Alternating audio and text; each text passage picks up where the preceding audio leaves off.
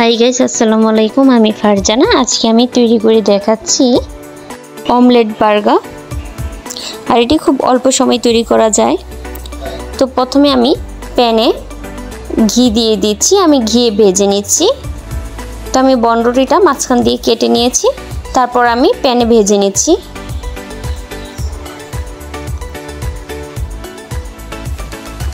আমি সামান্য আর একটু ঘি দিয়ে দিচ্ছি।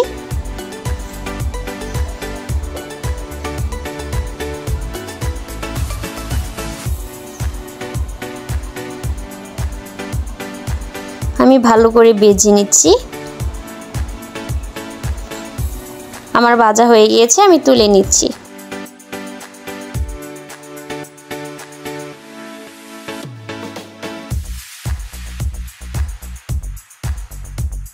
এখন আমি প্যানে রান্নার সয়াবিন তেল দিয়ে দিয়েছি। আমি একটা ডিম পোস্ট করে নিচ্ছি। এই সামান্য লবণ দিয়ে দিলাম।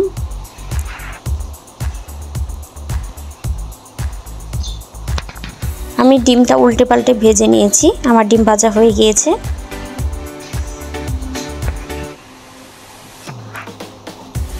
এখন আমি বনরুটিতে সস দিয়ে দিচ্ছি।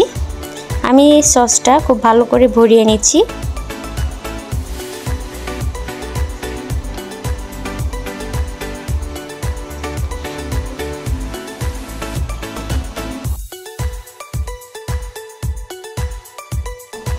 এবার আমি ডিম দিয়ে দিলাম।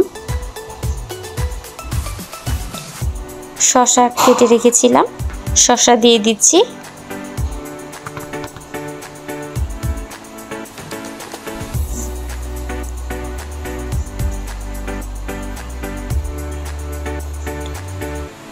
পেঁয়াজ কেটে রেখেছিলাম, গোল গোল করে আমি পেঁয়াজ কেটে রেখেছি। তো পেঁয়াজগুলো দিয়ে দিচ্ছি।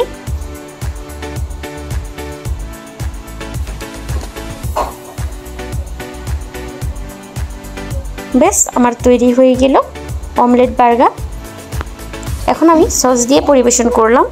আর এভাবে খুবই অল্প সময়ে বিকালের নাস্তা হিসেবে অমলেট বার্গার তৈরি করে নেওয়া যায়। বাসার ছোটরা খুবই পছন্দ করবে এই অমলেট বার্গার। তো খুবই অল্প সময়ে এটা তৈরি করে দিতে পারবেন তাদের।